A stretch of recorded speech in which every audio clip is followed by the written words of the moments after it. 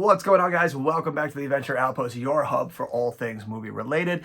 With the release of Guardians of the Galaxy Volume 3 this upcoming Friday, it is once again summer movie season. It's crazy how quickly these things come around. I feel like it was just yesterday that we were gearing up for the 2022 summer movie season with absolute hits like Top Gun and all that good stuff. And it's crazy that we're already back here again, ready to go through and dive into another year of summer movies. And this summer looks poised to be one of the best yet post-COVID, with an absolute slew of huge big title releases that look like they are going to be the perfect mix of old reliable franchise with some very new, fun, and exciting hits. Everything in here looks absolutely ridiculous. It was tough to put this down to just 10 movies, but I think after some due diligence and some deliberation, I think I finally was able to whittle this down to the 10 movies that I was most excited for this upcoming movie season, and we're going to dive into all of that right now. But as always, quickly before we dive into all that stuff, if you enjoy these videos, if you like this content,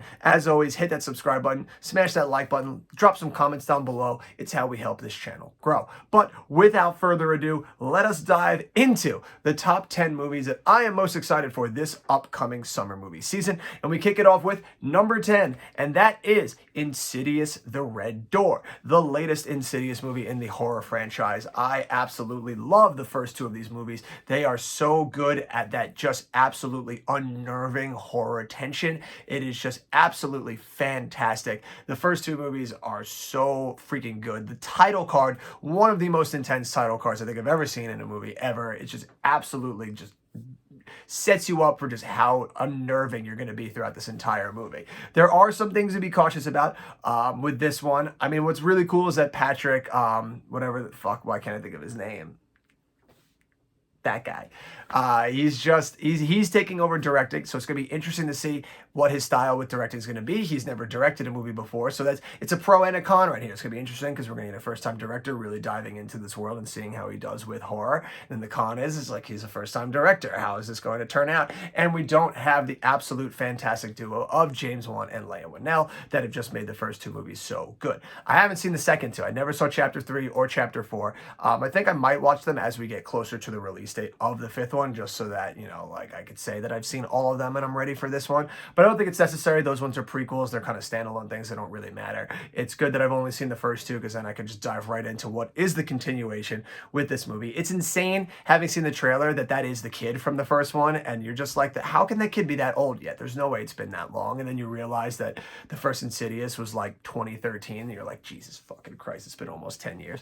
It's crazy how quickly time flies. But this movie looks like it's going to be a very, very awesome horror movie to be unleashed this summer. At number 9 is Pixar's latest, and that is the movie Elemental. I know that Disney has not really been on many people's bingo cards this past year. Ever really since post-COVID, they have just been floundering as an organization, at least when it comes to their movie and theatrical releases. They seem to have lost a little bit of that magic of what made their movies so special to begin with, and it's down to a whole bunch of things. I know a lot of people will like to sit there and be like, because they're indoctrinating and they're all just trying to like spark a message at you, and I don't think that's strictly the case. I think sure, in some spots they have been doing that, but they're not the only ones that do that. So I don't think that that's necessarily the main benefactor of what's making these movies just miss a chord. I think what it really comes down to is they're just in a little bit of turmoil. Like, businesses have ebbs and flows, and Disney is no different than that. We were all around in the mid-2000s when they struggled financially in their theatrical market in regards to animated movies as well.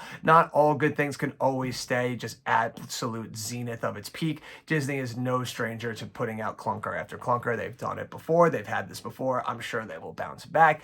Pixar, though, is always one that you can rely on for a fantastic movie. Sure, Lightyear last year was probably more towards the Cars 2 era of their movies, but it wasn't an outright terrible movie. Pixar is always reliable to at least make an enjoyable movie. Sure, so many things are up in their upper pantheon that sometimes you're going to get one, just like them. Nobody's fucking perfect. They're going to release a movie that might not be great every now and again, but at least in the case of Lightyear, you cannot say that they were down to passing an agenda or everything like everyone says. I don't know what they're talking about with those ones, but I'm super excited to finally get another Pixar movie in theaters again, an original Pixar movie. I'm still mad that we didn't get Turning Red, that we didn't get Soul, that we didn't get Luca in theaters. Absolute cowards on that end, because I think those movies would have done very well in theaters. So I'm super excited to finally, once again, be having a theatrical Pixar movie that is an original idea that is coming to theaters again. Sure, it looks like a very just tale as old as time story, but there's nothing wrong with that, especially when it's done by Pixar. They are able to make movies that you are familiar with that also manage to make their own unique spin on it. So obviously I am super excited for this movie. It is interesting to see, much like Zootopia, it has that kind of like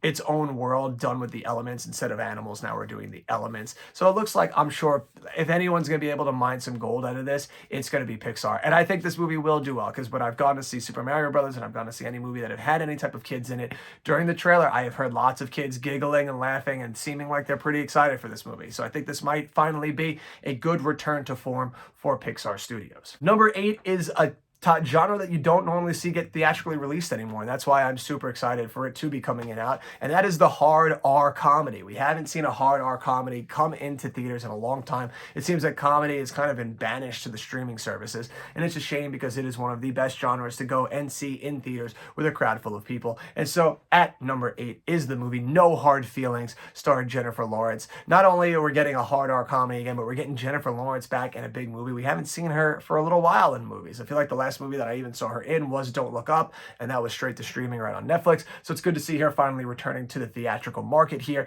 This movie looks absolutely absurd, where she just looks like a down and out, on her luck person who just needs to make some money, that ends up taking a job to pretending to be this kid's girlfriend to try and get him to come out of his shell. It looks absurd. It looks over the top. It looks hilariously silly. And I really like Jennifer Lawrence's frenzied performance that you see so far in the trailer. So this looks like it's going to be a wildly fun movie that theatrical market desperately needs movies that are going to bring out some laughs. At number 7 is the DCEU movie, The Flash. It looks like we're finally getting that new pathway that we're going forward with James Gunn now at the helm of the DCEU. This movie, I am not somebody who is always into superhero movies. It takes a lot to make me actually want to see a superhero movie, and the way you do that is to give me something different. It's to give me something that you don't normally see in superhero movies. The way you do that now, we've seen so many superhero movies, that the way to do that now is to bring in and mix universes, and mix universes of old with universes of new. And it's going to work to perfection with Spider-Man No Way Home, and looks like it's going to work to perfection here with this movie. The idea of bringing Michael Keaton back into the fold as Batman, you got Ben Affleck in there as Batman, we're merging all these worlds together, all this crazy shit is happening. It looks like it's going to be a lot of fun. And say what you will about Ezra Miller, the dude is an absolute piece of shit human being, but I don't give a shit about that. I'm here to see a movie. I don't care what your personal life is like. It's the same way that everyone says with so many other people. Like, I'm not here to be your friend. I don't care. I just want to watch your movie. And in the movie, it looks solid. I think the idea of having 2 Flashes, and it's him playing both characters playing off of themselves, is a fun, unique, and adventurous idea that piques my interest to actually want to go and take a part of this experience and be excited to see this movie. So between merging all the Batmans, duplicate Flashes, a big, huge, like wildly time travel set piece, it has all the ingredients of stuff that I enjoy to come out of movies. So now you firmly got my ass planted in the seat come June 17th when this movie drops. At number 6 is a movie that on paper you would have no idea how it would ever work, but after seeing the first trailer, it looks like it's going to be an absolutely wild romp, and that is Barbie. It looks just so absurdly hilarious. Margot Robbie looks pitch perfect in the role as Barbie, and freaking Ryan Gosling just looks hilarious at Ken. I love the idea with that first trailer that's dropped now that there's multiple Barbies and multiple Kens. Like, that's an inspired idea that helps make it more just be than just following like the original duo. It lets us get and expand into play in such a big, huge sandbox. I think that is such a funny and unique idea. All of the jokes in the trailer hit for me. I think everything about it looks so silly, and it looks like it's a movie that's not going to take itself seriously at all, and it's going to have so much fun with its premise. It looks absolutely hysterical. Ryan Gosling, when she's just like, "Did you bring your rollerblades?" And he's just like, "I literally don't go anywhere without them." It's just beats like that like right at that moment I was like, yeah, this movie's gonna hit. Like this movie's gonna be a gem. It just looks like so much fun, and I'm super excited to finally check it out once it comes out in mid-July. In fifth place is our second of 3 superhero movies this year. This might be the most amount of superhero movies that have ever dropped into a top 10 for a video that I've done of being anticipated for something in a long while, and it is Guardians of the Galaxy Volume 3, the final installment of the Guardians franchise here. James Gunn's swan song in the Marvel Universe as he bows out and goes on over to the DCEU to play in their sandbox. This movie looks like an absolutely fantastic conclusion to the storyline. Everything about the movie looks like it's going to be a wild ride and a lot of fun. I love that we're getting Rocket's backstory here. We're going to learn a lot more about how he became into being and all the crazy shit that happened with him.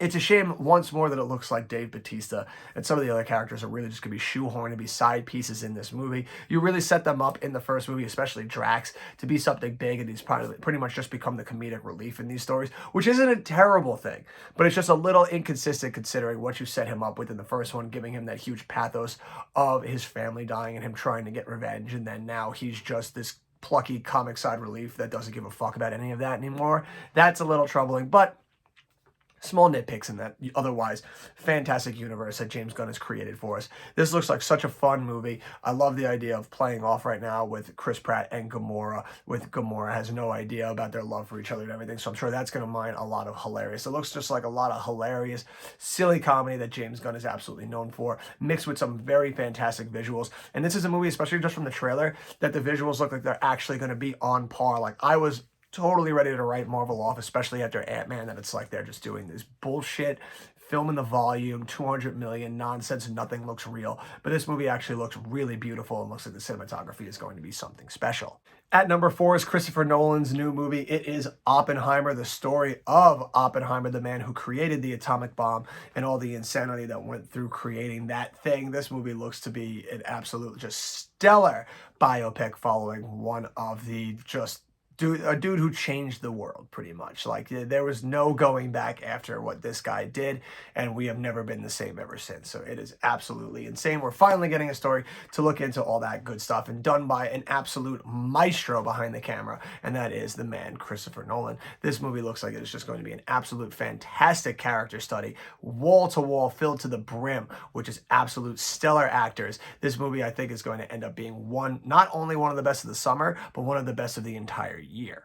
In third place is our final superhero movie. That is Spider-Man, whatever the subtitle is, Across the Spider-Verse, Out of the Spider-Verse, Through the Spider-Verse, something in the Spider-Verse. I forget what the subtitle is, but that's not important. What's important is that we're finally getting another Spider-Man movie in this world. The previous one, Into the Spider-Verse, was one of the most incredible animated movies ever made. Just absolutely fantastic from start to finish. The visual style, the story, everything about it just fired on all cylinders, and it was one of the most special and just underrated movies to have come out at that time. It really flew in under the radar at the end of December when it came in, but it was just absolutely fantastic, and everybody seems to have been jumped on the bandwagon since then. We have all been clamoring for the next one, the next installment to finally come out, and it is finally here. We're only a few weeks away from it finally dropping. It looks absolutely fantastic. The sheer just spectacle that looks to be on display in this next one looks absolutely insane as Spider-Man goes into a absolute spider universe and meets just millions upon millions of Spider-Men, and they all just end up doing all this crazy shit. It looks like such a wild, fantastic ride, and I love that they have shown virtually next to nothing in the trailer. They have kept it as bare bones as possible without showing too much of the plot, which I am super excited for because I love being able to go in not knowing a lot about the plot. I really only need some small little tidbits, and this movie did exactly that. Gave you just enough to be excited for this movie to come out, but not spoil anything about what the true story is. So I cannot wait for this movie to finally drop. Now, these last two movies were really tough to decide what was going to be number 2 and what was going to be number 1. I really, at this point, it's like 1A and 1B because that's how excited I am for these two movies. Like it's insane that two of my favorite franchises are dropping movies in the same year. Not only in the same year, but in the same summer, like a few weeks apart. And it is absolutely insane. And it was so hard to really quantify which one I was more excited for. So basically in these ones, consider it 1A and 1B. I am equally excited for both of these. These are both sharing number 1. But we'll go with number one. We'll go with the first one, and it's right up there on the wall, baby. You see Raiders of the Lost Ark. So naturally, in number 2 right here, 1B is Indiana Jones and the Dial of Destiny. I am so excited. I'm so cautiously optimistic about another Indiana Jones movie existing in the world. Like, on the one hand, I want to buy into it. I love this franchise. Indiana Jones is one of my favorite movie characters of all time. I've got tattoos of Indiana Jones on my body. I love this franchise, so I want to buy into it and expect an absolutely thrilling adventure on par with the first 3 of this just wildly amazing franchise. And then on the other hand, it's too hard to fully buy into it, especially with all the time that's passed, and especially with the sour taste of parts of the 4th one still in our minds. It leaves you in this space where I am just cautiously optimistic. What makes me cautiously optimistic, which feels that this movie still can be an absolute wild ride and actually hit on all cylinders that I want to, not only because Harrison Ford is a fucking man, but is the people behind the camera. James Mangold, one of the greatest directors working right now. He's just absolutely fucking fantastic. He's done Logan. He did one of my favorite movies from the last 10 years, which is Ford v Ferrari. So this man knows how to make a fantastic movie. So he is probably the biggest draw that makes me excited for the fact that this movie could absolutely hit on all cylinders and be that freaking epic movie that I want it to be. He also has the writing team from Ford v Ferrari working with him, which also really excites me because, like I said, Ford v Ferrari, one of my favorite movies of the last 10 years. So it's absolutely fantastic that he took that team from Ford v Ferrari and they're now all working on an Indiana Jones movie. That is fantastic to me. The one thing that has me cautious about this movie is the idea that there's all the rumors swirling around, and with the trailer it seems to be that there might be time travel shenanigans in this. And if there was one thing I don't need in my Indiana Jones movie, it's time travel. I like when they stick with more of the mystical occult stuff.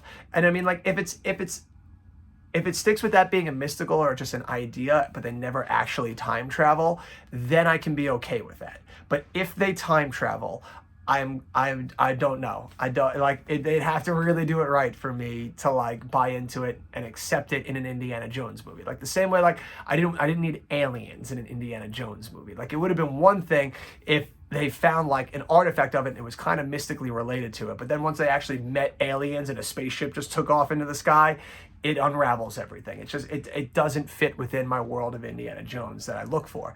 So that leaves me cautious about this movie. But I am cautiously optimistic because of everybody that's behind the camera and Harrison Ford. If they came together and they had an idea worth telling, I believe that it's something worth telling and it is going to be a fantastic ride that I am super excited for.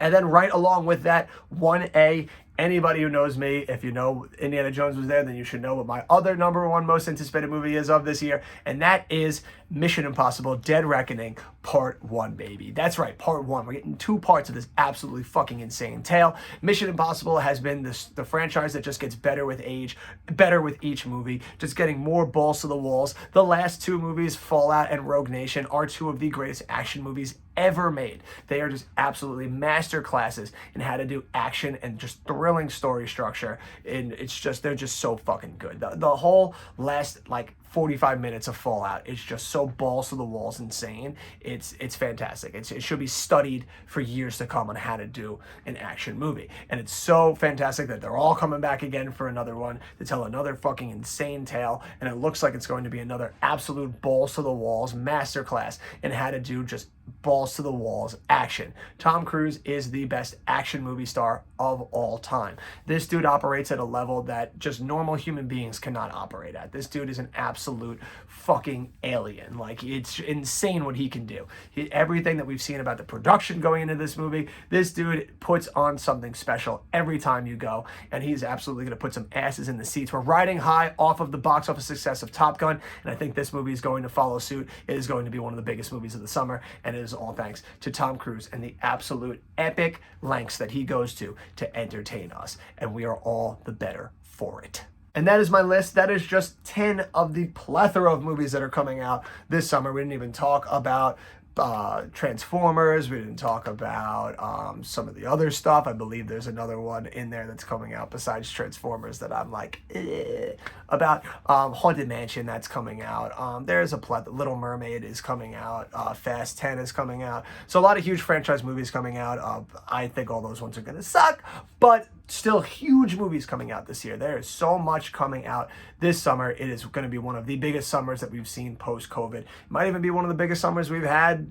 even just to talk about yearly. Like this could be a summer, an epic summer. If anything is shown, if the movie and the desire is there, people will show up in droves. Super Mario showed it. All of March showed it with Creed 3, Scream 6, John Wick Chapter 4. If the desire is there, people will show up. So I think it is going to be one hell of a summer, especially when we have Guardians, Fast X, Little Mermaid, Spider-Man, Transformers, The Flash, Elemental, Indiana Jones, Insidious, you got Mission Impossible, you got Barbie, you got Oppenheimer, Haunted Mansion, the Meg 2 is in there somewhere. It is going to be a huge summer with a plethora of movies that are going to do what I believe is some stellar business. So be sure to always check back here every weekend on my channel to see how we do box office wise from week to week, because it is going to be one hell of a box office success this summer. But that'll do it for all of us here at the Outpost in this adventure. Until the next one, you have been you,